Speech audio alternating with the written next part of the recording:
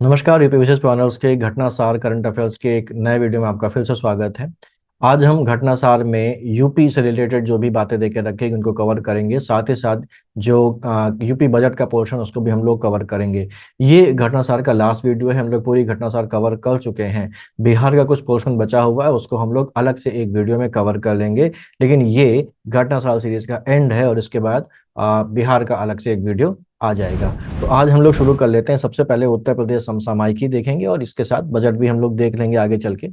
यहाँ पर जो पहला पॉइंट है वो है उत्तर प्रदेश डिजिटल मीडिया नीति, यानी कि UP digital media policy. Digital media policy basically Uttar Pradesh सरकार ने अपनी जो भी पॉलिसीज हैं, जो भी उनके प्रोग्राम्स होते हैं, जो भी स्कीम्स होती हैं, उनको बेसिकली डिजिटल मीडिया का इस्तेमाल करके उनको पॉपुलेट करने के लिए ये नीति लेके आई है। साथ ही साथ डिजिटल मीडिया नीति में यह भी है कि अगर कोई व्यक्ति अराजकता फैलाता है या कोई भी राष्ट्र विरोधी गतिविधि करता है तो उसको यहाँ पर सजा देने का प्रावधान भी इस डिजिटल मीडिया नीति में किया गया है। ये जो डिजिटल मीडिया नीति है वो 23 अगस्त 2024 को हुई कैबिनेट की बैठक में इसको मंजूरी दी गई, उत्तर प्रदेश डिजिटल मीडिया नीति को। यहाँ पर ये जो पॉलिसी है इसमें जहाँ सोशल मीडिया पर काम करने वाली एजेंसी व फर्म के लिए विज्ञापन की व्यवस्था की गई है, वहीं अभद्र, आपत्तिजनक या राष्ट्र विरोधी पोस्ट डालने पर कानूनी कार्रवाई के प्रावधान भी किए गए हैं। और जैसे मैंने बताया कि गवर्नमेंट जो है वो अपनी पॉलिसीज, अपनी स्कीम्स, अपने प्रोग्राम्स को पॉपुलेट करने के लिए, लोगों तक पहुंचाने के लिए भी इस स्कीम का प्रयोग करेगी। तो वो बात यहाँ पर लिखी हुई है कि प्रदेश सरकार की जन कल्याणकारी लाभकारी योजनाओं और उपलब्धियों की जानकारी और उसके लाभ को लोगों तक डिजिटल व सोशल मीडिया के माध्यम से पहुंचाने के लिए नीति बनाई गई है। और यहाँ पर जो डिजिटल मीडिया के जो भी प्लेटफॉर्म्स हैं, जैसे एक्स जिसको पहले ट्विटर कहा जाता था, इसके अलावा जो फेसबुक है, यूट्यूब है और भी जो दूसरे इंस्टाग्राम जैसे जो डिजिटल मीडिया प्लेटफॉर्म्स हैं, सोशल मीडिया प्लेटफॉर्म्स हैं, उनका इस्तेमाल यहाँ पर किया जाएगा। इसके तहत एक्स यानी कि ट्विटर, जिसका पुराना पुराना नाम था, फेसबुक, इंस्टाग्राम और यूट्यूब पर प्रदेश सरकार की योजनाओं और उपलब्धियों पर आधारित कंटेंट, वीडियो, ट्वीट, पोस्ट और रील को प्रदर्शित किए जाने के लिए इनसे संबंधित एजेंसी व फर्म को विज्ञापन देकर प्रोत्साहित किया जाएगा। बेसिकली जो इनके कंटेंट क्रिएटर हैं उनको। और इस नीति के तहत सूचीबद्ध होने के लिए एक्स, फेसबुक, इंस्टाग्राम और यूट्यूब में से प्रत्येक को सब्सक्राइबर्स व फॉलोअर्स के आधार पर 4 श्रेणियों में बांटा गया है। ठीक, तो ये कैटेगरीज बनाई गई हैं और इन कैटेगरीज का निर्धारण किसके आधार पर किया गया है? यूट्यूब में सब्सक्राइबर्स से और बाकी जगहों पर फॉलोअर्स के हिसाब से किया गया है। ज्यादा फॉलोअर्स तो ऊंची कैटेगरी, कम फॉलोअर्स तो नीची कैटेगरी में आएगा। और कैटेगरी के हिसाब से ही उनको जो भी रेमुनरेशन दिया जाएगा, जो भी पारिश्रमिक दिया जाएगा, जो भी उनको पेमेंट किया जाएगा, वो डिसाइड किया गया है। ठीक, यहाँ पर एक्स, फेसबुक और इंस्टाग्राम के अकाउंट होल्डर, संचारक या इन्फ्लुएंसर्स को भुगतान के लिए श्रेणीवार अधिकतम सीमा निर्धारित की गई है कि जो हाईएस्ट कैटेगरी है उसमें 5 लाख रुपया दिया जाएगा। उसके बाद वाली कैटेगरी में 4 लाख और उसके बाद 3-3 लाख रुपए प्रति माह उनका जो पेमेंट है वो निर्धारित किया गया है। ये जो पेमेंट है बेसिकली एक्स, फेसबुक और इंस्टाग्राम के लिए है। यूट्यूब पर अगर कोई वीडियो, शॉर्ट्स और पॉडकास्ट करता है सरकार के इस नीति के अंतर्गत, तो यहाँ पर 8 लाख, 7 लाख, 6 लाख और 4 लाख रुपए प्रति माह उसको पेमेंट निर्धारित किया गया है सरकार के द्वारा।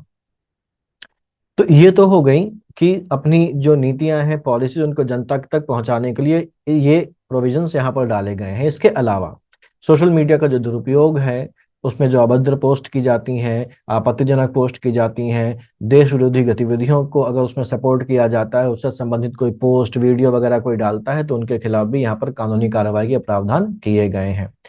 तो अभी जो है वो सोशल मीडिया पर आपत्तिजनक पोस्ट डालने पर पुलिस द्वारा आईटी एक्ट की धारा 66E और 66F के तहत कार्रवाई की जाती है। अब जो प्रदेश सरकार है वो पहली बार ऐसे मामलों पर नियंत्रण के लिए एक पॉलिसी लेके आई है और इसके तहत दोषी पाए जाने पर 3 साल से लेकर आजीवन कारावास यानी कि लाइफ इम्प्रिजनमेंट यानी कि उम्र कैद तक की सजा का प्रावधान है। जो उम्र कैद यानी कि लाइफ इम्प्रिजनमेंट या आजीवन कारावास की सजा है वो राष्ट्र विरोधी गतिविधियों में इन्वॉल्व होने के लिए यहाँ पर उसका प्रावधान किया गया है। इसके अलावा अभद्र और अश्लील सामग्री पोस्ट करने पर आपराधिक मानहानि के मुकदमे का सामना भी करना पड़ सकता है। तो ये एक पॉलिसी है जो सोशल मीडिया को रेगुलेट करने के लिए लाई जा रही है। साथ साथ सरकार के द्वारा अपनी उपलब्धियों को जनता तक पहुंचाने के लिए जो कंटेंट क्रिएटर्स हैं, जो एजेंसीज हैं, जो फर्म्स हैं, उनको प्रोत्साहित भी किया जाएगा, प्रतिमाह उनको भुगतान करके। फिर आए हमारा जो पॉइंट है वो है प्रदेश के 5 शहरों को आईटी सिटी बनाने का प्रस्ताव यहाँ पर रखा गया है। तो ये जो 5 शहर है जिनको आईटी सिटी बनाया जाएगा, ये कौन है? ये पहला है गौतम बुद्ध नगर, दूसरा है लखनऊ, तीसरा है कानपुर, वाराणसी और प्रयागराज। इनको आईटी सिटी के रूप में विकसित किया जाएगा। इनमें जो गौतम बुद्ध नगर है उसको आईटी और आईटीईएस का हब बनाया जाएगा। आईटी ईएस का हब बना जाएगा। आईटीईएस का मतलब होता है इंफॉर्मेशन टेक्नोलॉजी इनेबल्ड सर्विसेज। ठीक, यहाँ पर जो आईटीईएस सर्विसेज का मतलब होता है वो ऐसी सर्विसेज होती हैं जो किसी बिजनेस के, किसी इंडस्ट्री के चलाने में सहायक की भूमिका जो है वो प्ले करती हैं। जैसे यहाँ पर कॉल सेंटर से रिलेटेड कोई सर्विस शुरू कर दी जाएगी तो वो आईटीईएस की कैटेगरी में आ जाएगी। कोई बिजनेस प्रोसेसिंग आउटसोर्सिंग यूनिट शुरू कर दी गई, वो आईटीईएस की कैटेगरी में आ जाएगी।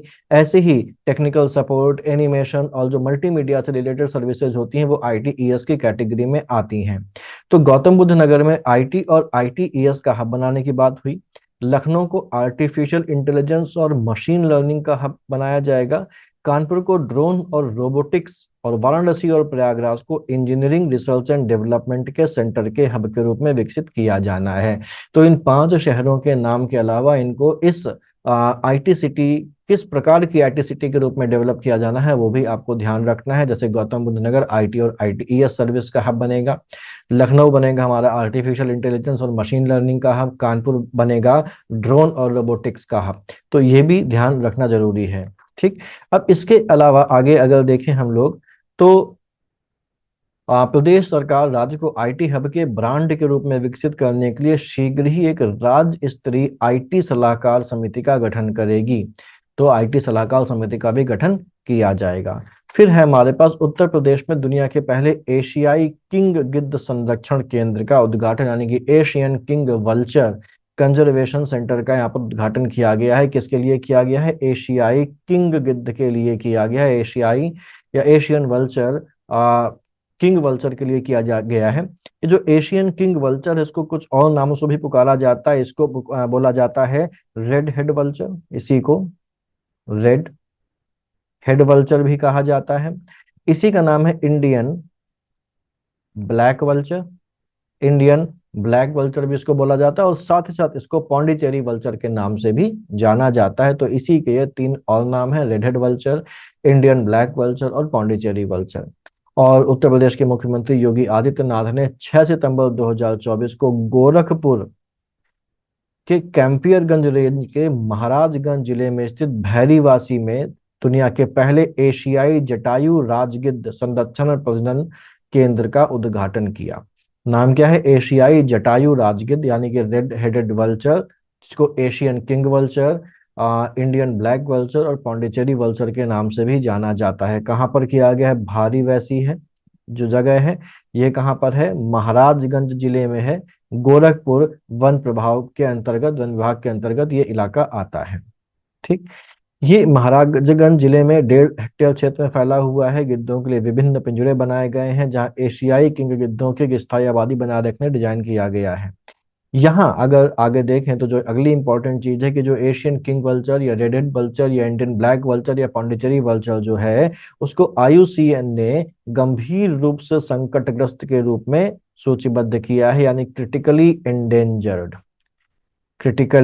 एंडेंजर्ड कैटेगरी में वो आता है, सीई की कैटेगरी में आता है आईयूसीएन के द्वारा। और ये जो गिद्ध कुछ सालों पहले तक भरमार इनकी होती थी, इनकी संख्या बहुत ज्यादा कम हो गई है। क्यों?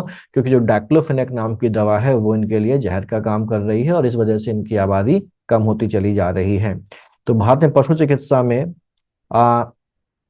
Non steroidal anti inflationary drug, ये एनएसआईडी का फुल फॉर्म होता है, डाइक्लोफेनेक के व्यापक प्रयोग के कारण हाल के वर्षों में इनकी संख्या में भारी कमी आई। डाइक्लोफेनेक बेसिकली एक पेन किलर कंपाउंड है जिसका इस्तेमाल किया जाता है आजकल बहुत ज्यादा। मुख्यमंत्री युवा उद्यम विकास अभियान योजना। उत्तर प्रदेश के मुख्यमंत्री योगी आदित्यनाथ ने राज्य के युवाओं के लिए रोजगार के अवसरों को बढ़ावा देने के लिए मुख्यमंत्री युवा उद्यम विकास अभियान योजना की घोषणा की है, और इसकी घोषणा की गई है 15 अगस्त 2024 को। ठीक, इसके अंतर्गत क्या होगा? जो राज्य के युवा उद्यमियों को वित्तीय सहायता प्रदान की जाएगी। फाइनेंशियल असिस्टेंस प्रोवाइड की जाएगी। और योजना के तहत राज्य सरकार ने राज्य में 10 लाख नए एमएसएमई यानी कि माइक्रो स्मॉल और मीडियम एंटरप्राइजेस को स्थापित करने का लक्ष्य रखा है। और यहाँ सरकार को ये उम्मीद है कि इसके माध्यम से प्रत्यक्ष और अप्रत्यक्ष रूप से 50 लाख रोजगार के अवसर पैदा होंगे। फिर है हमारा एक जिला एक विश्वविद्यालय योजना। अभी हमारा जो मंडल में लगभग हर मंडल में एक विश्वविद्यालय है, लेकिन अब ये कहा जा रहा है सरकार के द्वारा कि राज्य के जितने भी 75 जिले हैं हर जिले में एक विश्वविद्यालय की स्थापना की जानी चाहिए। और इसके लिए योगी सरकार ने महत्वाकांक्षी एक जिला एक विश्वविद्यालय योजना शुरू करी है। राज्य में 18 मंडल हैं और सभी 18 मंडलों में विश्वविद्यालय हैं, लेकिन राज्य सरकार अब सभी 75 जिलों में एक विश्वविद्यालय स्थापित करना चाहती है। और इस क्रम में सहारनपुर में मां शाकंभरी देवी विश्वविद्यालय का संचालन वो ऑलरेडी शुरू कर चुकी है। तो ये योजना के अलावा हर किस जिले में कौन सा विश्वविद्यालय है ये आपको ध्यान रखना है। सहारनपुर में शुरू किया गया है मां शाकंभरी देवी विश्वविद्यालय, मुरादाबाद में गुरु जम्भेश्वर विश्वविद्यालय, देवी पाटन मंडल में मां पाटेश्वरी विश्वविद्यालय, मिर्जापुर में मां विंध्यवासिनी विश्वविद्यालय, कुशीनगर में महात्मा बुद्ध कृषि एवं प्रौद्योगिकी विश्वविद्यालय की स्थापना पर काम चल रहा है। इसके अलावा आजमगढ़ में महाराजा सुहेल देव विश्वविद्यालय और अलीगढ़ में राजा महेंद्र प्रताप विश्वविद्यालय ऑलरेडी काम कर रहे हैं, तो इनको ध्यान रखिएगा। हाल ही में उत्तर प्रदेश के 8 रेलवे स्टेशनों के नाम बदले गए हैं। नाम जो जिनके बदलेंगे वो बहुत बड़े स्टेशन नहीं है, छोटे छोटे स्टेशन हैं, लेकिन ये इंपॉर्टेंट खबर तो है ही कि 8 स्टेशनों के नाम आधिकारिक तौर पर परिवर्तित कर दिए गए हैं। और ये 8 स्टेशन कहाँ पर हैं? उत्तर प्रदेश के अमेठी जिले में है, ठीक, जो लखनऊ मंडल में आता है। और इन स्थानों के नाम या इन स्टेशनों के नाम जो वहाँ का लोकल अगर कोई पौराणिक स्थल है या वहाँ से संबंधित कोई महापुरुष है तो उसके नाम पर रख दिया गया है, जिससे कि वहाँ की जो स्थानीय पहचान हो उस स्थानीय पहचान को बढ़ावा मिले। तो जैसे कासिमपुर हाल्ट जो है इसका नाम रख दिया गया है जायस शहर, जायस स्टेशन का नाम बदल कर रख दिया है गुरु गोरखनाथ धाम, मिसरौली स्टेशन का नाम बदल कर रख दिया गया है माँ कालिकन धाम, बानी स्टेशन का नाम स्वामी परमहंस, निहालगढ़ का स्टेशन का नाम महाराजा बिजली पासी के नाम पर हो गया है, अकबरगंज स्टेशन का नाम माँ अहोरवा भवानी धाम के नाम से कर दिया गया है। और ये वजीरगंज नहीं है, ये वारिसगंज है। वारिसगंज हाल्ट का जो नाम है वो अमर शहीद भाले सुल्तान कर दिया गया और फुर्सतगंज का नाम कर दिया गया है तपेश्वर नाथ धाम। ठीक, इसके बाद गोरखपुर में पूर्वांचल का पहला सैनिक स्कूल लोकार्पित किया गया है। ये उपराष्ट्रपति जगदीप धनखड़ ने किया है, 7 सितंबर को किया है। गोरखपुर में जो खाद्य कारखाना परिसर है वहां पर पूर्वांचल के पहले सैनिक स्कूल का लोकार्पण किया गया है। इसमें 6 से लेकर 12 तक बालक बालिकाओं को आवासीय व्यवस्था के तहत शिक्षा प्रदान की जाएगी। और बस इसमें इतना ही। फिर कानपुर के हैलट में प्रदेश का पहला स्किन बैंक, स्किन बैंक का मतलब क्या होगा? वो लोग जो अपनी देह दान करते हैं मरने के बाद, अपनी मृत्यु के बाद, उन लोगों के शरीर के अलग अलग अंगों का इस्तेमाल कर लिया जाता है अगर वो इस्तेमाल करने के योग्य होते हैं, उन लोगों को जिनको उनकी आवश्यकता होती है। इसके अलावा अगर वो अंग इस्तेमाल करने लायक नहीं है तो फिर मेडिकल कॉलेजेस में उनके शरीर पर जो भी रिसर्च वगैरह होती है या जो भी वहां पर यूज होता है वो किया जाता है। स्किन बैंक में क्या होगा कि इनके शरीर की स्किन को निकाल कर रख लिया जाएगा और उसका इस्तेमाल किया जाएगा जले हुए लोगों की इलाज में। ठीक है, और कानपुर के हैलट अस्पताल में ये किया गया है। निर्माणाधीन बर्न वार्ड में स्किन बैंक खोलने की प्रक्रिया शुरू कर दी गई है। देहदानियों के शरीर की त्वचा यहाँ सुरक्षित की जा सकेगी और ये प्रदेश का पहला स्किन बैंक होगा। प्रदेश का पहला है, देश का पहला नहीं है। पार्थिव शरीर से निकली त्वचा बर्न रोगियों के जख्मों के लिए अच्छे ड्रेसिंग मटेरियल का काम करती है, इससे जख्म जल्दी भरते हैं। और इससे संबंधित जो संस्थान है, एक सोशल ऑर्गेनाइजेशन है, एक एनजीओ है, इसका नाम है युग दधीची देहदान संस्थान, जिससे जुड़े हुए एक प्रमुख व्यक्ति हैं मनोज सेंगर। उन्हीं के प्रयासों से सारे काम हो रहे हैं। अच्छा, दक्षिण भारत में पहले से कई सारे स्किन बैंक खुले हुए हैं। इसके अलावा जयपुर में भी एक स्किन बैंक संचालित किया जा रहा है। लेकिन अगर पूछा जाए देश का पहला स्किन बैंक कौन है, तो देश का पहला स्किन बैंक 1972 में वाडिया चिल्ड्रंस हॉस्पिटल मुंबई में खोला गया था। फिर अगला बहुत इंपॉर्टेंट और इसमें सवाल बनेगा ही बनेगा इस बार, इसमें से एक सवाल आना ही आना है कि प्रदेश में स्टेट कैपिटल रीजन के गठन का निर्णय लिया गया है।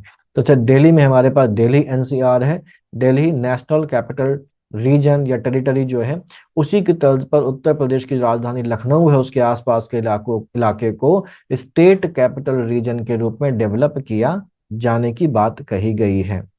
तो उत्तर प्रदेश की राजधानी लखनऊ और उसके आसपास के क्षेत्रों में जनसंख्या के बढ़ते हुए दबाव के चलते इन क्षेत्रों में सुनियोजित विकास को बढ़ावा देने के लिए केंद्रीय राजधानी दिल्ली के एनसीआर की तर्ज पर प्रदेश में भी स्टेट कैपिटल रीजन के गठन का निर्णय उत्तर प्रदेश सरकार ने लिया है। इसमें कौन कौन से जिले जोड़े जाएंगे वो ध्यान रखने की जरूरत है। तो यहाँ पर राज्य की राजधानी लखनऊ तो इसमें होगी ही होगी। इसके अलावा लखनऊ से किसकी सीमा से जुड़े 5 और जिलों को इसमें शामिल किया गया, जो है हरदोई, सीतापुर, उन्नाव, रायबरेली और बाराबंकी। हरदोई, सीतापुर, उन्नाव, रायबरेली और बाराबंकी, और इनको बोला जाएगा यूपीएससीआर, यानी कि Uttar Pradesh state capital reason का नाम इनको दिया जाएगा। लखनऊ का 2528 वर्ग किलोमीटर क्षेत्र इसमें शामिल होगा। इसके अलावा हरदोई का 5985 वर्ग किलोमीटर, सीतापुर का 5743 वर्ग किलोमीटर, उन्नाव का 4558, रायबरेली का 4609 और बाराबंकी का 4402 वर्ग किलोमीटर क्षेत्र इसमें शामिल होगा। सबसे बड़ा जो एरिया इसमें शामिल किया जा रहा है वो हरदोई का है, और सबसे कम जो शामिल हो रहा है वो बाराबंकी का है, 4402 लखनऊ के अलावा। और इस प्रकार जो यूपीएससीआर का कुल क्षेत्रफल है वो 27,826 वर्ग किलोमीटर होगा। और इसके लिए एक अलग एक बॉडी बनाई जाएगी जिसका नाम होगा UP state capital region development authority, UPSCRDA. UP state capital region development authority, यानी कि उत्तर प्रदेश राज्य राजधानी क्षेत्र विकास प्राधिकरण, जिसके अध्यक्ष मुख्यमंत्री होंगे और प्रदेश का जो मुख्य सचिव होगा वो उसके वाइस चेयरमैन होंगे, और इसका जो मुख्यालय बनाया जाएगा वो लखनऊ में बनाया जाएगा। ठीक। नेक्स्ट है हमारा, मेरठ में राज्य की पहली इंटीग्रेटेड ग्रीन अर्बन रोड। ठीक। 24 अगस्त 2024 को मुख्यमंत्री हरित सड़क अवसंरचना विकास योजना, यानी कि chief minister green road infrastructure development scheme के तहत राज्य की पहली एकीकृत यानी कि इंटीग्रेटेड ग्रीन अर्बन रोड जो है वो मेरठ में निर्मित की जाएगी। इंपॉर्टेंट है ये जो ग्रीन सड़क होगी, इसकी जो लंबाई होगी वो 2.15 किलोमीटर से अधिक होगी और अनुमानित लागत इसकी 40 करोड़ है। जो सीएम ग्रिड्स है यानी कि chief minister green road infrastructure development scheme, वो 10 मीटर से 45 मीटर की चौड़ाई वाली सड़क खंडों पर लागू किया जाएगा। इससे कम और इससे ज्यादा वाले में ये नहीं होगा।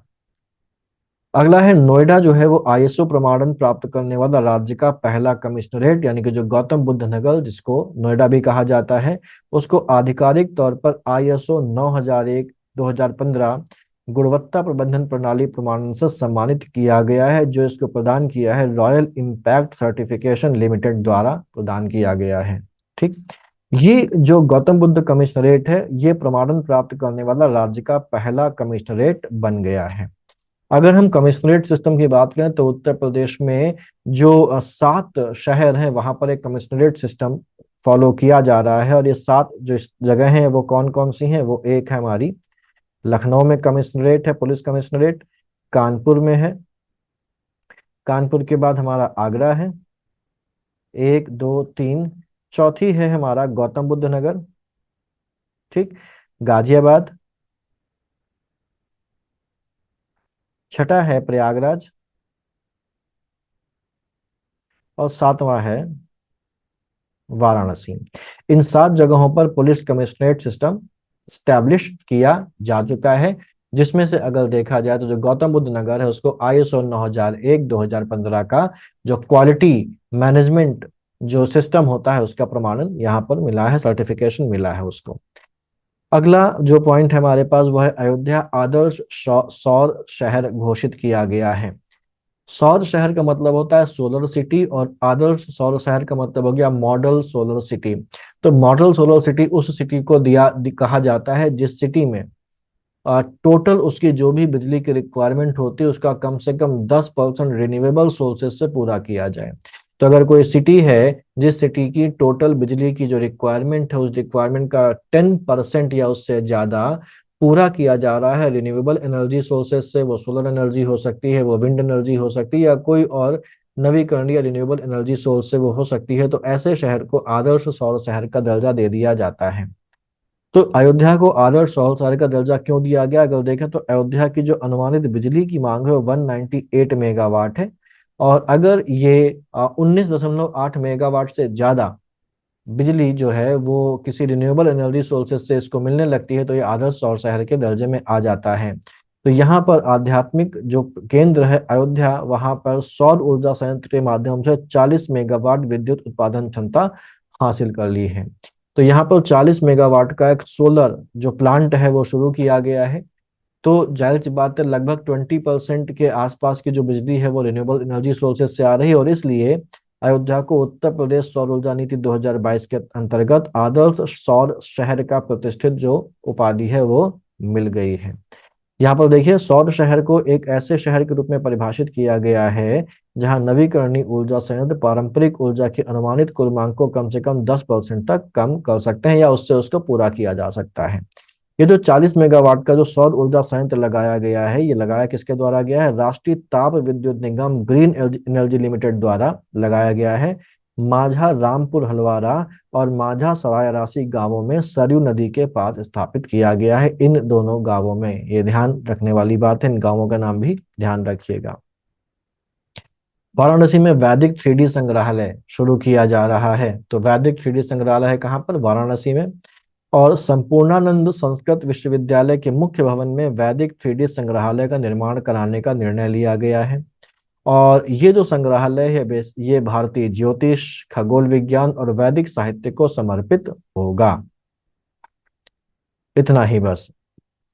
सोनभद्र पुलिस लाइन को अंतरराष्ट्रीय प्रमाणन दिया गया है। तो सोनभद्र पुलिस लाइन अब पूर्वांचल या पूर्वी उत्तर प्रदेश की पहली पुलिस लाइन बन गई है जिसे जिसे अंतरराष्ट्रीय मानकीकरण संगठन से ISO 9001-2015 प्रमाणन सर्टिफिकेशन प्राप्त हुआ है। फिर सलखान जीवाश्म पार्क को विश्व धरोहर सूची में शामिल कराने का प्रस्ताव दिया गया। तो ये विश्व धरोहर सूची में शामिल नहीं है, इसको शामिल करने का प्रस्ताव दिया गया है किसे? सोनभद्र जिले के प्राचीन सलखान जीवाश्म पार्क या सलखान फॉसिल पार्क को, जिसको सोनभद्र फॉसिल पार्क के नाम से भी जाना जाता है। और ये जो प्रस्ताव है ये दिल्ली में आयोजित 46वीं विश्व धरोहर समिति की बैठक में पेश किया गया है। भारत के उत्तर प्रदेश में स्थित ये एक फॉसिल पार्क या जीवाश्म पार्क है जो सलखान गांव के पास रॉबर्ट्सगंज से 12 किलोमीटर दूर स्थित है, और यहाँ पर लगभग 1400 मिलियन वर्ष पुराने जीवाश्म होने का अनुमान है। यहाँ पर जो जीवाश्म है वो स्ट्रोमेटोलाइट प्रकार के स्ट्रोमेटोलाइट प्रकार के जीवाश्म वो होते हैं जो सेडिमेंट्री रॉक्स की परतों के बीच में पाए जाते हैं, और सेडिमेंट्री रॉक्स की परतों को एक के ऊपर एक जमा होने से वो जीवाश्म बनते हैं, उनको इस प्रकार का जीवाश्म बोला जाता है। ये जो फॉसिल पार्क है ये कैमूर वन जीव अभयारण्य यानी कैमूर वाइल्ड लाइफ सैंक्चुरी से सटे कैमूर रेंज में है और 25 हेक्टेयर क्षेत्र में फैला हुआ है। 2002 को इसका उद्घाटन किया गया था। लखीमपुर खीरी में बायोप्लास्टिक पार्क। बायोप्लास्टिक पार्क वैसे ही जैसे कि सॉफ्टवेयर पार्क होते हैं और इंडस्ट्रियल पार्क्स होते हैं। यहाँ पर पार्क का मतलब एक ऐसी डेजिग्नेटेड जगह से है जहाँ पर उस पर्टिकुलर चीज से संबंधित कोई इंडस्ट्री डेवलप की जाएगी या उससे संबंधित जो फैक्ट्रीज वगैरह हैं खोला जाएगा या उससे संबंधित जो कॉमर्शियल एक्टिविटीज होंगी वो वहां पर की जाएंगी। तो ये बायोप्लास्टिक पार्क है जहां पर बायोप्लास्टिक से रिलेटेड कॉमर्शियल एक्टिविटीज, इंडस्ट्री या प्रोडक्शन वगैरह होगा। अब बायोप्लास्टिक बेसिकली क्या होती है? बायोप्लास्टिक एक ऐसी प्लास्टिक है जिसका विकास जो किया जाएगा, जो डेवलपमेंट किया जाएगा या प्रोडक्शन किया जाएगा वो नेचुरल जो चीजें हैं उनसे किया जाएगा, जैसे कॉर्न स्टार्च से, सनफ्लावर यानी कि सूरजमुखी से, या गन्ने के जो उत्पाद हैं उनसे इसका प्रोडक्शन किया जाएगा। और क्योंकि ये जो प्लास्टिक होगी वो नेचुरल सोर्सेज से बनी होगी इसलिए बायोडिग्रेडेबल होगी और इसका विघटन हो जाएगा। और प्लास्टिक जो एक बड़ी एनवायरमेंट प्रॉब्लम बनी हुई है उस प्रॉब्लम से हमको यहाँ पर छुटकारा मिलेगा अगर हम इसका इस्तेमाल करेंगे। तो जून 2024 में उत्तर प्रदेश सरकार ने प्लास्टिक प्रदूषण से निपटने हेतु प्रदेश के लखीमपुर खीरी जिले के गोला गोकर्णनाथ तहसील के कुंभी गांव में बायोप्लास्टिक पार्क की स्थापना की घोषणा की है। तो प्लास्टिक प्रदूषण से निपटने में इसलिए सहायक होगी क्योंकि ये जो प्लास्टिक होगी जिसको हम बायोप्लास्टिक के नाम से पुकारेंगे ये प्लास्टिक बायोडिग्रेडेबल होगी, इसलिए ये प्लास्टिक प्रदूषण से निपटने में सहायक होगी। और ये कहाँ पर है? कुंभी गांव में। कुंभी गांव कहाँ पर है? गोला गोकर्ण नाथ तहसील में है, जो कि लखीमपुर खीरी में है। इनमें से कोई भी नाम आपको दिया जा सकता है, तो तीनों ही नाम आपको ध्यान रखने हैं। ट्रांसमिशन लाइन को जोड़ने के मामले में उत्तर प्रदेश शीर्ष राज्य है। तो केंद्रीय विद्युत प्राधिकरण ने मई 2024 में कुछ आंकड़े जारी किए हैं, जिनके आधार पर यह कहा गया है कि 2023-2024 में राज्य ट्रांसमिशन कंपनियों द्वारा ट्रांसमिशन लाइनों को जोड़ने के मामले में उत्तर प्रदेश देश में शीर्ष राज्य के रूप में उभरा है, टॉप पोजीशन पर है। 2022-23 में भी उत्तर प्रदेश सूची में शीर्ष पर था। ठीक, बस इतना। आरती को अमल क्लूनी महिला सशक्तिकरण पुरस्कार। आरती बेसिकली एक ई रिक्शा चालक है, जिनको महिला सशक्तिकरण पुरस्कार दिया गया है, अमल क्लूनी। और ये उत्तर प्रदेश के बहराइच जिले की 18 वर्षीय ई रिक्शा चालक है, जिनको लंदन में प्रिंस ट्रस्ट अवार्ड समारोह में अमल क्लूनी महिला सशक्तिकरण पुरस्कार से सम्मानित किया गया। और इनको पिंक ई रिक्शा पहल के तहत अपने कार्य के माध्यम से दूसरी युवा लड़कियों को प्रेरित करने के लिए सम्मानित किया गया है। जो पिंक ई रिक्शा है वो महिलाओं के लिए चलाया जाने वाला सुरक्षित परिवहन माध्यम है। ये पुरस्कार समारोह इंग्लैंड के बर्मिंघम में बकिंघम पैलेस में हुआ था। और आरती आत्मनिर्भर बनने के लिए राष्ट्रीय शहरी आजीविका मिशन के तहत शहर की सड़कों पर पिंक ई रिक्शा चलाती हैं। और ये पुरस्कार कौन देता है? British charity Prince trust international, इसको किंग्स ट्रस्ट इंटरनेशनल भी कहा जाता है, उसके द्वारा स्पॉन्सर्ड होता है। तो आरती का नाम आपको ध्यान रखना है। यूपी का पहला इको फ्रेंडली रोमा क्लस्टर, तो ये रोमा नहीं है, ये है एरोमा। एरोमा का मतलब होता है सुगंध। ठीक है, सुगंध होता है। और वैज्ञानिक एवं औद्योगिकी अनुसंधान परिषद, यानी कि council of scientific and industrial research के central institute of medicinal and aromatic plants ने बाराबंकी के भगौली गांव में उत्तर प्रदेश का पहला सस्टेनेबल एरोमा क्लस्टर लॉन्च किया है।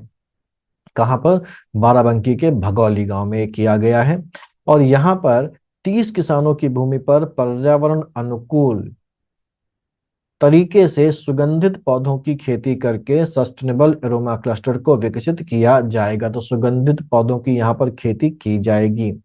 ये जो क्लस्टर होगा, ये कृषि में टिकाऊ प्रथाओं के उपयोग से, यानी कि सस्टेनेबल जो तरीके हैं उनके उपयोग का एक उदाहरण स्थापित करेगा, और देश को शून्य कार्बन उत्सर्जन लक्ष्य प्राप्त करने में मदद भी करेगा।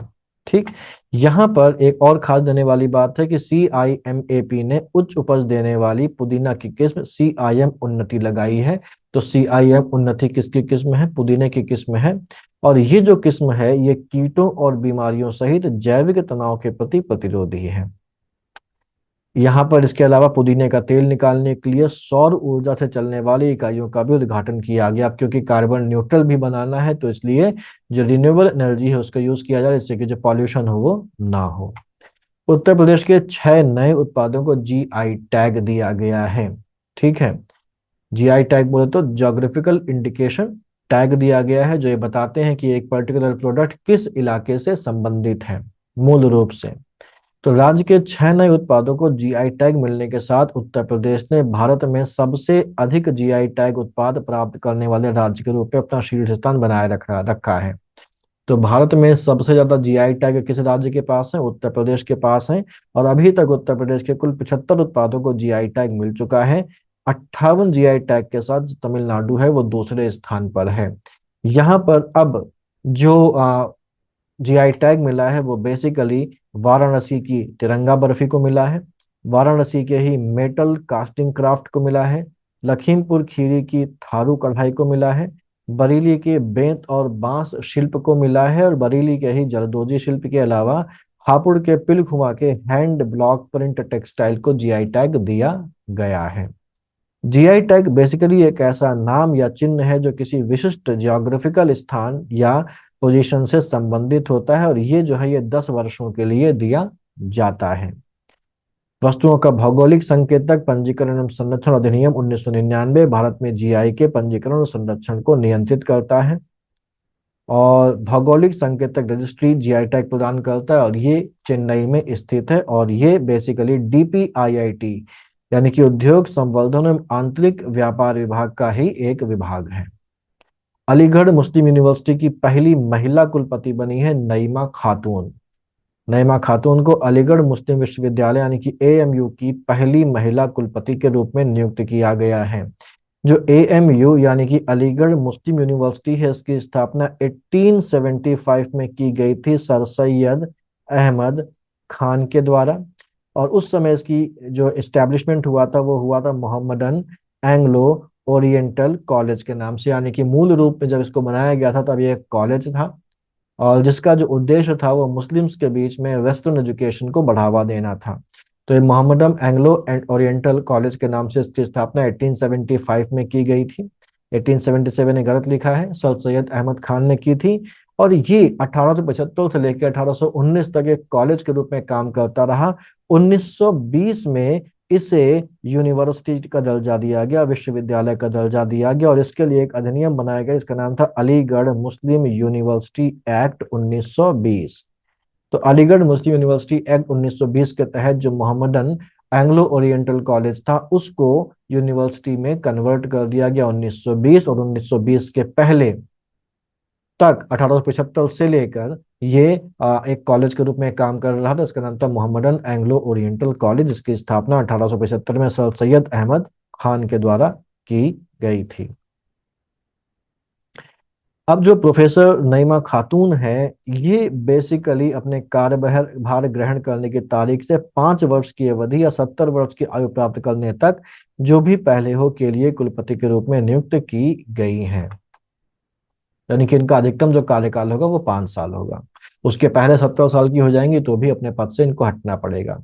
वाराणसी में 7वीं आई सार्क समन्वय समिति की बैठक। तो अंतरराष्ट्रीय चावल अनुसंधान संस्थान IRRI यानी कि इंटरनेशनल राइस रिसर्च इंस्टीट्यूट के अंतर्गत अंतरराष्ट्रीय चावल अनुसंधान संस्थान दक्षिण एशियाई क्षेत्रीय केंद्र की 7वीं समन्वय समिति की बैठक का आयोजन किया गया। कहाँ पर किया गया? वाराणसी में।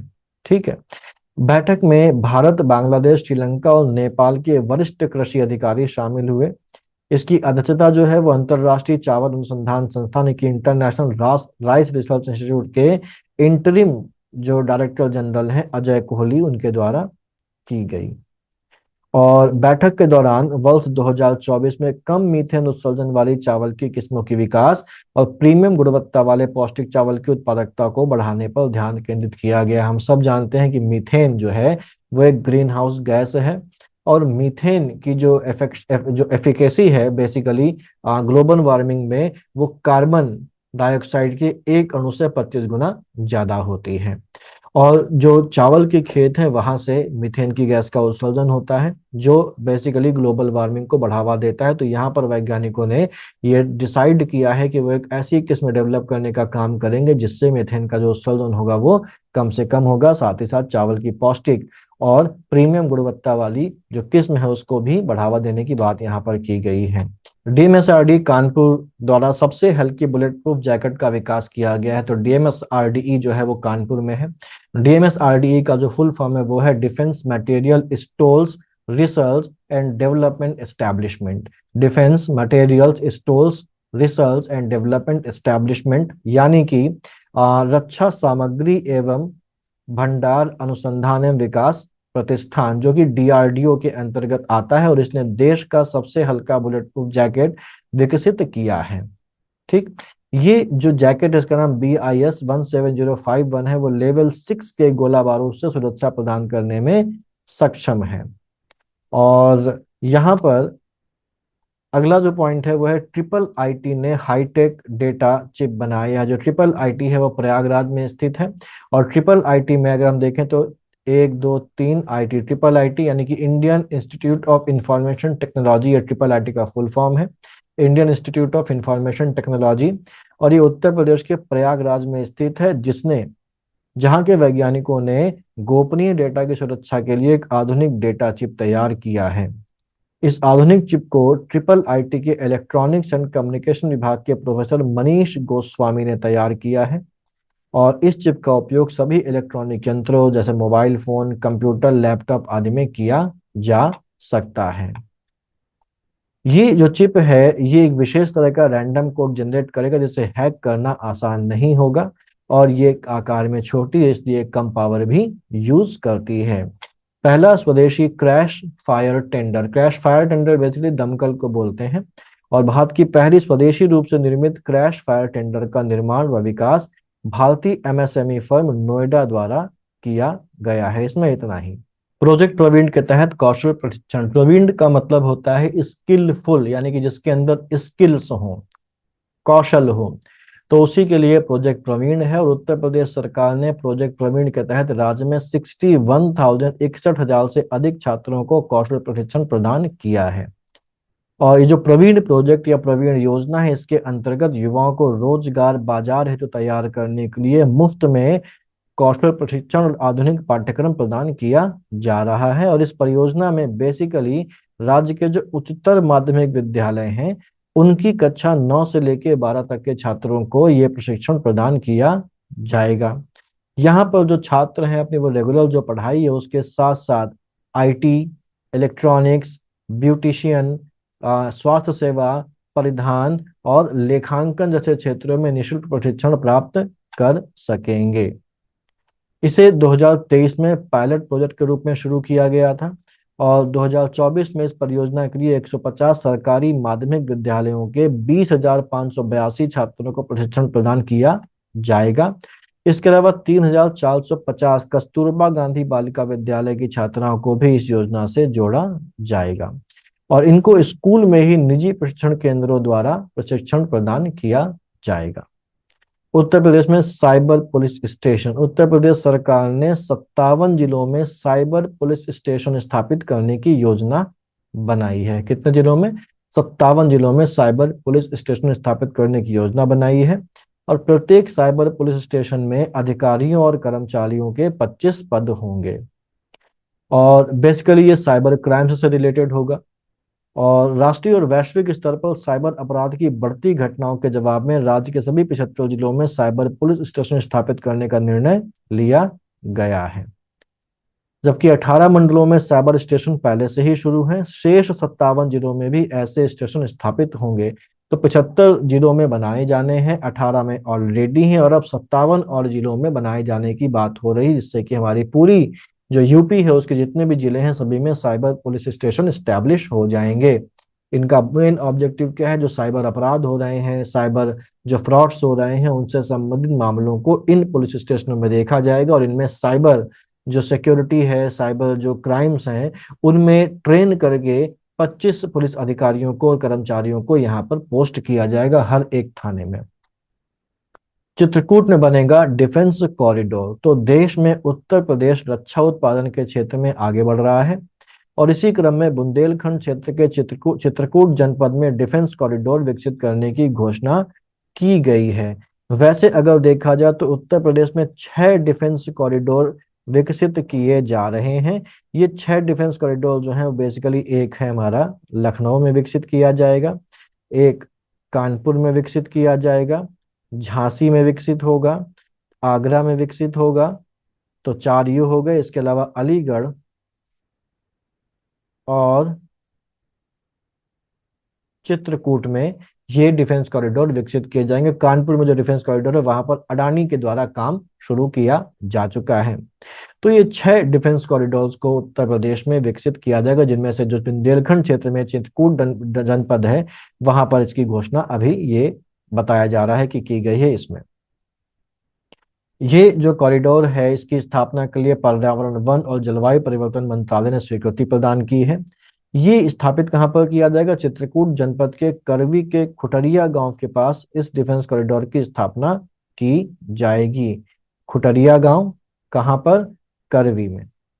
इसका जो क्षेत्रफल होगा वो 102 हेक्टेयर होगा। इस डिफेंस कॉरिडोर में सभी तरह के हथियार, tank, drone, helicopter, specialised buttons, robotic, missile और अन्य सैन्य उपकरणों का निर्माण किया जाएगा। इस डिफेंस कॉरिडोर में 33.6 हेक्टेयर ग्रीन बेल्ट भी विकसित किया जाएगा। फिर है यूपी दर्शन पार्क की तर्ज पर वेस्ट टू वंडर पार्क, यानी कि जो वेस्ट मटेरियल होगा उसका इस्तेमाल करके इस पार्क में कुछ कलाकृतियां बनाई जाएंगी। और उत्तर प्रदेश सरकार द्वारा लखनऊ में यूपी दर्शन पार्क बनाया गया था, और उसी तर्ज पर प्रयागराज जनपद में वेस्ट टू वंडर पार्क विकसित करने की योजना है, यानी कबाड़ से कलाकृतियां बनाई जाएंगी। और इस पार्क के लिए संगम क्षेत्र के नजदीक स्थान का चुनाव किया गया है। जिम्मेदारी नगर निगम प्रयागराज को है। महाकुंभ 2025 के पहले इसका निर्माण कर लिया जाएगा, और वेस्ट टू वंडर पार्क में वेस्ट मटेरियल का प्रयोग करके कलाकृतियां बनाई जाएंगी। हाइड्रोजन ईंधन आधारित रेलवे इंजन का निर्माण।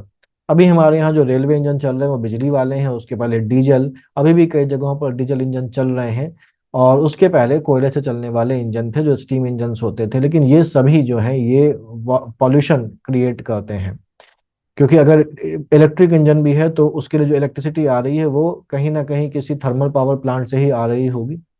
तो यहाँ पर अब इसके लिए क्या किया जा रहा है कि हाइड्रोजन ईंधन से चलने वाले रेलवे इंजन का निर्माण करने की बात चल रही है, और भारतीय रेलवे उत्तर प्रदेश के कानपुर स्थित आईआईटी संस्थान के साथ मिलकर हाइड्रोजन ईंधन आधारित रेलवे इंजन निर्माण की योजना पर कार्य कर रहा है। ये भारत का पहला हाइड्रोजन ईंधन बेस्ड रेलवे इंजन होगा जिसका निर्माण कानपुर में किया जाएगा। और इसके लिए आईआईटी कानपुर में एक एडवांस्ड लैब जिसका नाम है सेंटर फॉर रेलवे रिसर्च वो तैयार की गई है, और इस लैब की इस इंजन की तकनीक यहाँ पर विकसित की जाएगी। उसका जो निर्माण होगा वो होगा इलेक्ट्रिक लोकोशेड फजलगंज, जो कि कानपुर में ही है, उसमें किया जाएगा। कछुआ संरक्षण रिजर्व गोंडा में। तो उत्तर प्रदेश के गोंडा जिले में जो वन विभाग है वो turtle survival alliance foundation India के सहयोग से एक कंजर्वेशन प्रयास शुरू कर रहा है, जिसका उद्देश्य है घाघरा नदी की सहायक नदी सरयू नदी में उसके किनारे एक कछुआ संरक्षण रिजर्व की स्थापना करना। गोंडा जिला कछुआ विविधता के लिए जाना जाता है, और इसलिए इसे एक इस संरक्षण प्रयास के लिए एक आदर्श स्थान माना गया है, और यहाँ पर इसकी स्थापना की जा रही है। ये जो योजना होगी, ये योजना कछुओं के संरक्षण पर ध्यान केंद्रित करेगी और क्षेत्र की पूरी बायोडायवर्सिटी की रक्षा करने का लक्ष्य रखेगी। इसमें 30 से अधिक मछली प्रजातियों, 50 पक्षी प्रजातियों और विभिन्न पौधों और पानी के सांपों की 2 प्रजातियों का संरक्षण भी शामिल है। फिर आ जाता है कानपुर में पहला गोला बारूद मिसाइल विनिर्माण परिसर का उद्घाटन। ये जो कानपुर का डिफेंस कॉरिडोर है उस डिफेंस कॉरिडोर में ही इसका निर्माण किया गया है, और यहाँ पर उत्तर प्रदेश के मुख्यमंत्री योगी आदित्यनाथ ने 26 फरवरी 2024 को प्रदेश का पहला गोला बारूद मिसाइल मैन्युफैक्चरिंग जो फैसिलिटी है उसका उद्घाटन किया है। और इस सुविधा का निर्माण किसने किया है? Defence Adani defence and aerospace के द्वारा कानपुर में। अडानी डिफेंस के स्वामित्व वाला यह परिसर राज्य के डिफेंस कॉरिडोर के पहले चरण का प्रतीक है। यहाँ सशस्त्र बलों के लिए और अर्धसैनिक बलों और पुलिस के लिए उच्च गुणवत्ता वाले छोटे, मध्यम और बड़े कैलिबर के गोला बारूद का उत्पादन शुरू हो चुका है। ये दक्षिण एशिया का सबसे बड़ा रक्षा निर्माण परिसर है, डिफेंस मैन्युफैक्चरिंग जगह है। देश की पहली digital cyber forensic lab. Noida में स्थित गौतम बुद्ध विश्वविद्यालय में देश की पहली डिजिटल साइबर फोरेंसिक लैब की स्थापना की जा रही है। इस लैब में देश की सीमा में विदेशी ड्रोन, कैमरों, फोन और अन्य जासूसी उपकरणों से डेटा रिकवर किया जा सकेगा। अपराधियों से जो फोन रिकवर होता है, उनसे कोई हार्ड डिस्क रिकवर हो गई है, एसएसडी रिकवर हो गई है, कैमरा, ड्रोन या कोई चिप जिसमें किसी ऐसी जानकारी के होने का संदेह है, वो यहाँ पर इस फॉरेंसिक लैब में रिकवर की जा सकेगी। और गौतम बुद्ध विश्वविद्यालय में स्थापित इस लैब में स्वीडन और इजराइल के साइबर टूल का उपयोग किया गया है। इसमें डेटा एक्सट्रैक्शन टूल लगाया जाएगा जिससे नष्ट हो चुके ड्रोन की चिप से डेटा दोबारा प्राप्त किया जा सके। इससे जो लॉ इन्फोर्समेंट एजेंसीज हैं, एनआईए हो गई, रॉ हो गई, सीबीआई, आईबी, पुलिस, ईडी वगैरह को लाभ मिलेगा। और उत्तर प्रदेश में राज्य का छठा रेल कोच रेस्टोरेंट जो प्रयागराज जनपद के प्रयागराज जंक्शन पर शुरू किया गया है, और ये छठा रेल कोच रेस्टोरेंट है जिसका शुभारंभ मई 2024 में किया गया। इसके पहले लखनऊ, बरेली, वाराणसी, झांसी और आगरा कैंट में रेल कोच रेस्टोरेंट का संचालन पहले से ही किया जा रहा है। इसमें रेल के AC2 कोच को एक रेस्टोरेंट का रूप दिया जाता है, और इसलिए इसे जो है वो रेल कोच रेस्टोरेंट कहा जाता है। और आने वाले दिनों में गोरखपुर में भी ऐसे ही रेल कोच रेस्टोरेंट को खोलने की योजना है। अब बात कर लेते हैं उत्तर प्रदेश बजट 2024-25 की। यहाँ पर हमको बहुत ज़्यादा कुछ नहीं देखना है, केवल कुछ लिमिटेड चीज़ों से ही सवाल यहाँ पर आते हैं, वो हमको यहाँ पर ध्यान रखने हैं। जैसे ये बजट 5 फरवरी 2024 को पेश किया गया और इसको वित्त मंत्री सुरेश खन्ना ने पेश किया है। बजट का आकार अक्सर पूछ लिया जाता है, तो बजट का जो आकार है वो 7,36,437 करोड़ 71 लाख रुपए है। ये बजट का आकार है, इसको आपको ध्यान रखना है। और इसके अलावा आगे अगर हम लोग चलें तो इसमें 24,863 करोड़ 57 लाख रुपए की नई योजनाएं सम्मिलित की गई हैं। और इसकी जो नीतियां यहाँ पर डाली गई हैं वो विशेष रूप से युवा, महिला, किसान और गरीबों के उत्थान को समर्पित है। ठीक। बजट में जो आकार होता है बेसिकली वो कुल व्यय को ही बजट का आकार बोला जाता है। यहाँ अगर देखा जाए तो इसमें जो राजकोषीय घाटा है वो 86,530 करोड़ रुपए अनुमानित है। राजस्व बचत 74,147 करोड़ 7 लाख रुपए अनुमानित है। तो ये दोनों चीजें आपको इंपॉर्टेंट ध्यान रखनी है। और ये जो राजकोषीय घाटा है 86,530.51 करोड़ रुपए, ये सकल राज्य घरेलू उत्पाद का यानी कि स्टेट जीडीपी का 3.46% है। अब अलग अलग जगहों पर या अलग अलग योजनाओं में कितना पैसा अलोकेट किया गया है उस पर भी सवाल आता है। तो यहाँ पर कुछ इंपॉर्टेंट चीज जिन पर सवाल बन सकता है, तो शिक्षा के लिए 76,035 करोड़ रुपए का आवंटन किया गया है।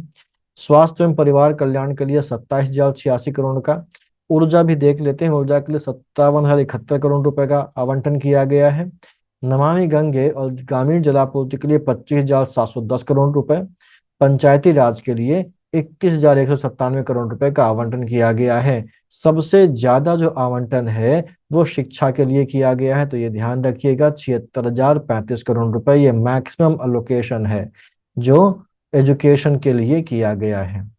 अच्छा, योजनाओं की बात अगर करें तो सर्व शिक्षा अभियान के लिए 21,310 करोड़ रुपए का आवंटन किया है। जल जीवन करोड़ मिशन के लिए 22,000 करोड़ रुपए। राष्ट्रीय ग्रामीण आजीविका मिशन के लिए 36,095 करोड़ रुपए। मनरेगा के लिए 5,060। स्वच्छ भारत मिशन के लिए 7,575 करोड़ रुपए का आवंटन किया गया है। तो यहाँ पर अगर देखा जाए तो राष्ट्रीय ग्रामीण आजीविका मिशन के लिए 36,095 करोड़ का आवंटन है, जो सबसे ज्यादा है यहाँ पर। मनरेगा के लिए पूछा गया था एक बार, तो मनरेगा पर 5,060 करोड़ का आवंटन किया गया है। तो इन दोनों को अलग से एक्स्ट्रा ध्यान रखना है। फिर प्रदेश की जीडीपी 2024-25 में 25 लाख करोड़ रुपए तक पहुंचने का अनुमान है। अब अलग अलग जो सेक्टर्स हैं, क्षेत्र, उनके लिए क्या क्या योजनाएं वगैरह हैं वो यहाँ पर बात कर लेते हैं। किसान 2023-24 के अक्टूबर माह तक 37 लाख किसान क्रेडिट कार्ड का वितरण कराया गया। तो किसान क्रेडिट कार्ड 37 लाख का वितरण हो गया 2023-24 के अक्टूबर के महीने तक। और प्रधानमंत्री फसल बीमा योजना के तहत लगभग 10 लाख बीमित कृषकों को अक्टूबर 2023 तक 831 करोड़ रुपए की क्षतिपूर्ति या कंपनसेशन का पेमेंट किया गया है। दिसंबर 2023 तक 63,000 करोड़ रुपए की धनराशि डीबीटी यानी कि डायरेक्ट बेनिफिट ट्रांसफर के माध्यम से 2,62,00,000 किसानों के खाते में हस्तांतरित की गई है। इसके अलावा प्रधानमंत्री किसान मानधन योजना के अंतर्गत प्रदेश के लघु एवं सीमांत कृषकों को 60 वर्ष की आयु प्राप्त करने पर पुरुष एवं महिला दोनों के लिए 3,000 रुपए की सुनिश्चित मासिक पेंशन प्रदान की जा रही है। किसको? लघु और सीमांत कृषकों को 3,000 रुपए की मासिक पेंशन दी जा रही है, 60 वर्ष और उससे ऊपर की आयु वालों को। महिलाओं एवं बाल विकास में अगर देखें तो निराश्रित महिला पेंशन योजना अंतर्गत पात्र लाभार्थियों को देय धन पेंशन धनराशि 500 रुपए से बढ़ाकर 1,000 रुपए प्रतिमाह कर दी गई है। यानी कि निराश्रित महिला पेंशन अब 1,000 रुपए प्रतिमाह कर दी गई है। और मुख्यमंत्री कन्या सुमंगला योजना के अंतर्गत जो बालिकाएं, जो पात्र बालिकाएं हैं, उनको 6 विभिन्न श्रेणियों में 25,000 रुपए तक की सहायता प्रदान की जा रही है। और 2019-2020 से 23-24 तक 17,82,000 लाभार्थियों को इस योजना से लाभान्वित किया जा चुका है। रोजगार के सेक्टर में बात अगर करें तो एक जनपद एक उत्पाद वित्त पोषण योजना के अंतर्गत 13,597 लाभार्थियों के माध्यम से 1,92,193 रोजगार सृजित किए गए हैं, जनरेट हुए हैं एम्प्लॉयमेंट।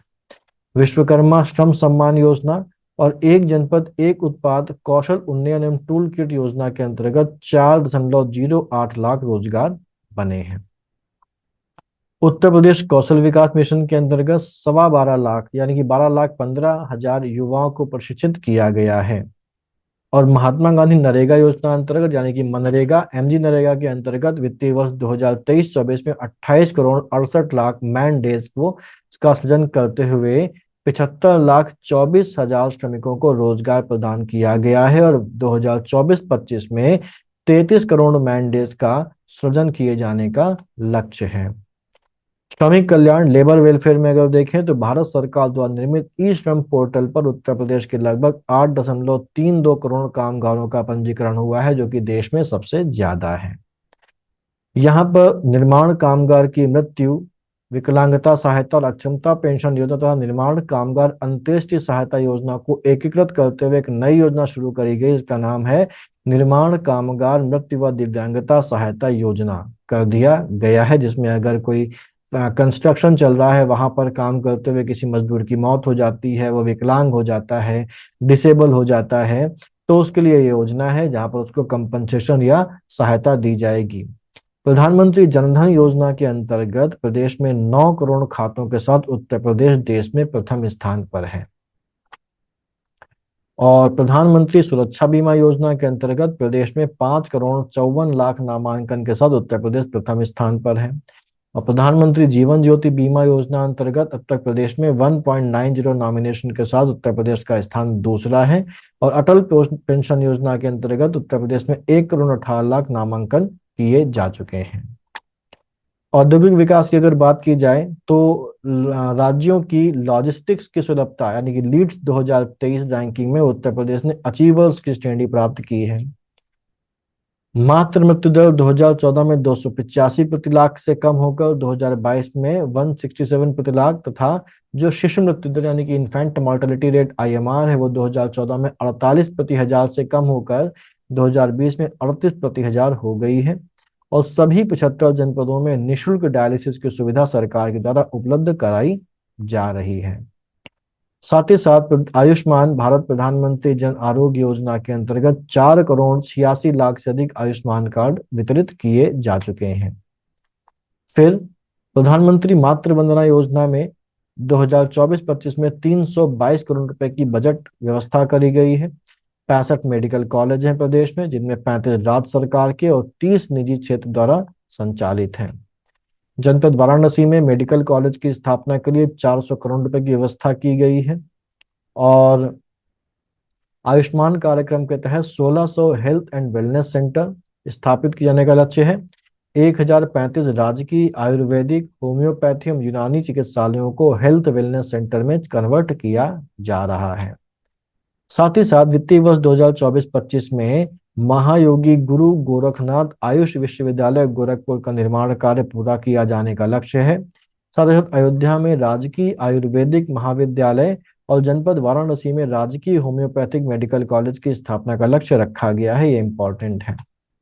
बुंदेलखंड क्षेत्र में एक नए औद्योगिक विकास प्राधिकरण यानी कि बीडा का गठन किया जा रहा है। बुंदेलखंड इंडस्ट्रियल डेवलपमेंट अथॉरिटी बीआईडीए का गठन किया जाएगा। गंगा एक्सप्रेसवे परियोजना हेतु 2,057 करोड़ 76 लाख रुपए की व्यवस्था की गई है, जो दोगुने से भी ज्यादा है।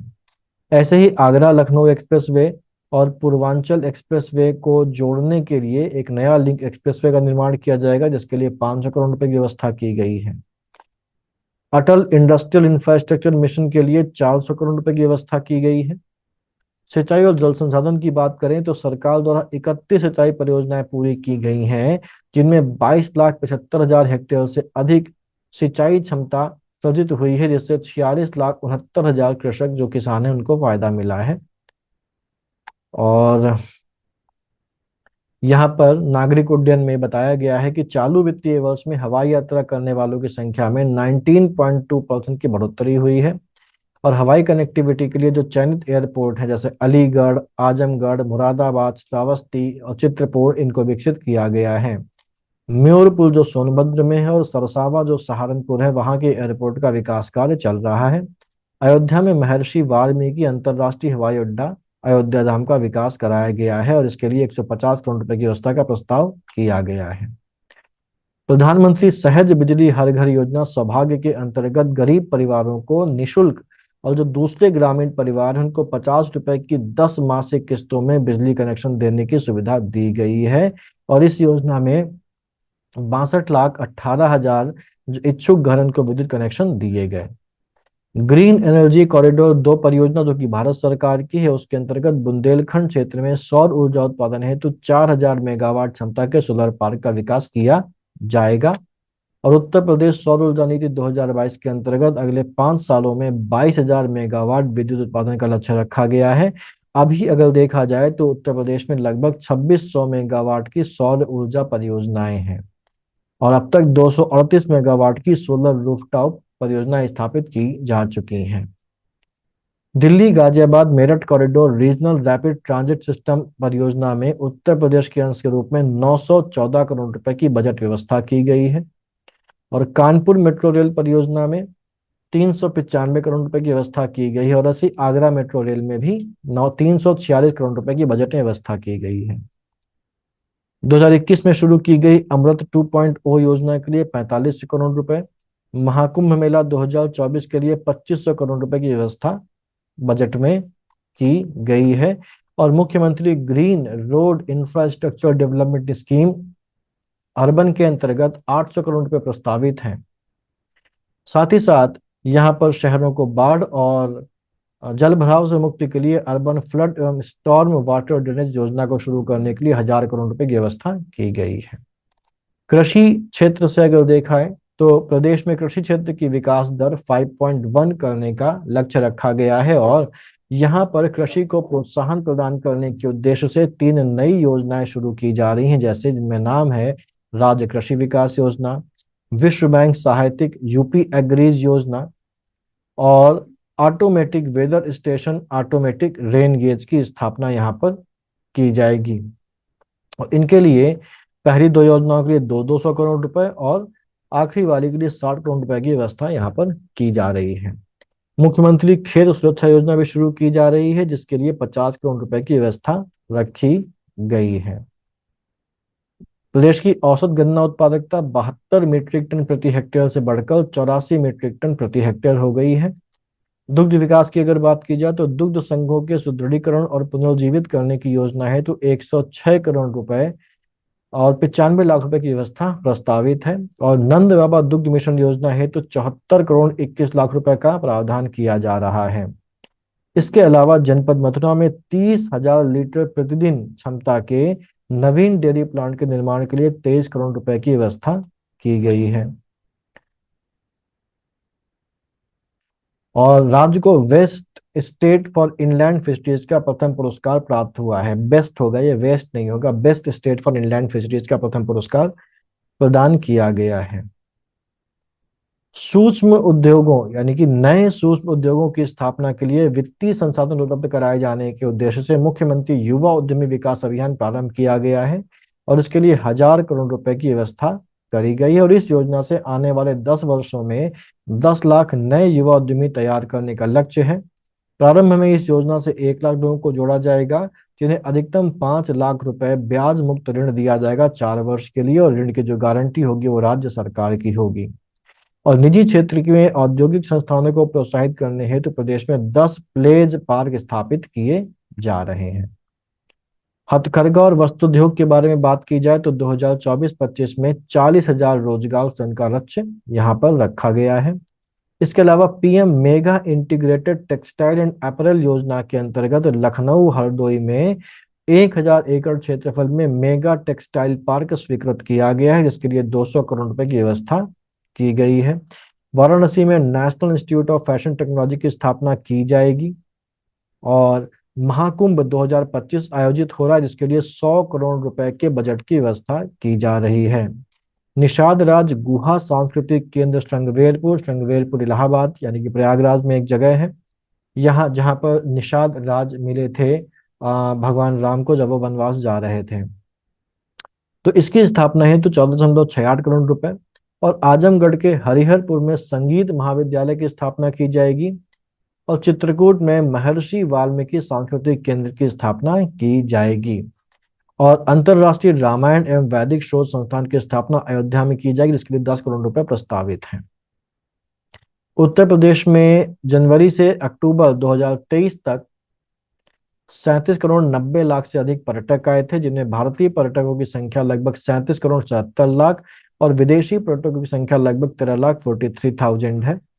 आध्यात्मिक पर्यटन को बढ़ावा देने के लिए अयोध्या, काशी, मथुरा, नैमिषारण्य, विंध्याचल और देवीपाटन बरेली को नाथ कॉरिडोर से जोड़ा जाएगा। उत्तर प्रदेश में वनावरण और वृक्षावरण प्रदेश के भौगोलिक क्षेत्र का 9.23% है और 2030 तक वनावरण और वृक्षावरण को 15% तक किए जाने का लक्ष्य रखा गया है। इसके लिए ग्रीन इंडिया मिशन के अंतर्गत संचालित कार्यक्रमों के लिए 110 करोड़ रुपए की व्यवस्था की गई है।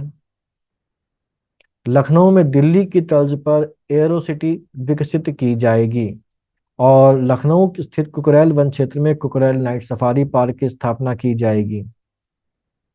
संत रविदास शिक्षा सहायता योजना और मेधावी छात्र पुरस्कार योजना को एकीकृत करते हुए एक नई योजना शुरू की गई है। इसका नाम है संत रविदास शिक्षा प्रोत्साहन योजना। ये नई योजना है यहाँ पर। और निर्माण श्रमिक यानी कंस्ट्रक्शन जो वर्कर्स होते हैं उनके बच्चों को निशुल्क, गुणवत्तापूर्ण और उद्देश्य परक शिक्षा उपलब्ध कराने की दृष्टि से हर मंडल में एक एक अटल आवासीय विद्यालय की स्थापना की जाएगी, जिनमें से 16 अटल आवासीय विद्यालयों का लोकार्पण प्रधानमंत्री के द्वारा किया जा चुका है।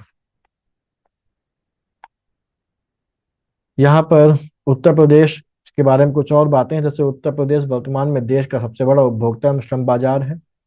देश में सबसे ज्यादा एयरपोर्ट, सबसे ज्यादा मेडिकल कॉलेज और सबसे ज्यादा सूक्ष्म और लघु उद्योग उत्तर प्रदेश में है। देश के कुल मोबाइल मैन्युफैक्चरिंग में राज्य का 65% कंट्रीब्यूशन है। पहला फ्रेट विलेज वाराणसी में स्थापित किया गया है उत्तर प्रदेश में। और 17 नगर निगम और गौतम बुद्ध नगर सहित देश का सबसे सेफ सिटी वाला राज्य बनने की ओर यूपी अग्रसर है। कौशल विकास नीति लागू करने वाला ये पहला राज्य है और फूड बास्केट के रूप में इसकी पहचान है। ये दूध, गन्ना, चीनी, आलू, आम, आंवला और एथेनॉल के उत्पादन में देश में अग्रणी है। देश का सबसे बड़ा जो रेल नेटवर्क 16,000 किलोमीटर का और 4 लाख किलोमीटर का सड़क नेटवर्क उत्तर प्रदेश में है और इसको एसोचैम ने best state in skill development का स्वर्ण पदक भी दिया है। उत्तर प्रदेश की जीडीपी में जो योगदान है प्राइमरी सेक्टर का यानी कि एग्रीकल्चर और अलाइड एक्टिविटीज का वो 23.78% है। इंडस्ट्रियल यानी कि सेकेंडरी सेक्टर का 29.66% है और सर्विस सेक्टर यानी कि तृतीय क्षेत्र का 46.55%। सबसे ज्यादा योगदान तृतीय क्षेत्र का यानी कि सर्विस सेक्टर का उत्तर प्रदेश की जीडीपी में है। अगला पॉइंट है हमारे पास, बजट के बाहर आ गए हम लोग, कि 3D और लोकल डिजिटल ट्विन मैप विकसित करने वाला वाराणसी देश का पहला शहर है। तो 3D शहरी स्थानिक डिजिटल ट्विन मैप बनाने वाला देश का पहला शहर वाराणसी है, जिसमें हवाई जहाज से तस्वीर लेकर आधुनिक मशीनों की सहायता से डिजिटल मैप तैयार किया जाएगा। और पहला मानव डीएनए बैंक उत्तर भारत का बनाया जा रहा है बनारस हिंदू यूनिवर्सिटी में।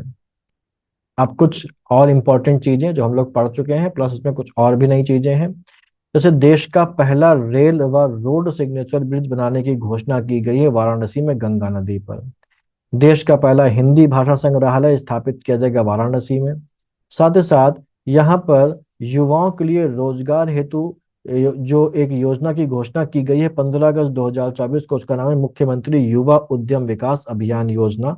स्किन बैंक हम लोगों ने देखा था कि प्रदेश का पहला skin bank Hallett hospital Kanpur में स्थापित किया जाएगा। और उत्तर प्रदेश के लिए हाल ही में किस निगम द्वारा वन इंडिया वन टिकट की पहल की शुरुआत की गई है, वो है भारतीय रेलवे और राष्ट्रीय राजधानी परिवहन निगम द्वारा ये पहल शुरू की गई है। और प्रधानमंत्री नरेंद्र मोदी ने देश के 10 राज्यों में 12 औद्योगिक शहर बनाने की नीति को मंजूरी दी है। इनमें उत्तर प्रदेश के आगरा और प्रयागराज को शामिल किया गया है। हम लोग ऑलरेडी पढ़ चुके हैं पिछली क्लासेस में। उत्तर प्रदेश के प्रतापगढ़ का वह छात्र जिसकी टीम सामर्थ्य द्वारा निर्मित चंद्रयान 4 के रोवर मॉडल को राष्ट्रपति द्रौपदी मुर्मू ने सम्मानित किया है, उसका नाम है कार्तिक पांडे। और इलाहाबाद विश्वविद्यालय के पूरा छात्र जिन्हें कनाडा के टोरंटो में राइटर्स ट्रस्ट ऑफ कनाडा की ओर से $75,000 राशि का वेस्टर्न इंटरनेशनल अवार्ड 2024 सम्मानित किया गया, वो है पंकज मिश्रा।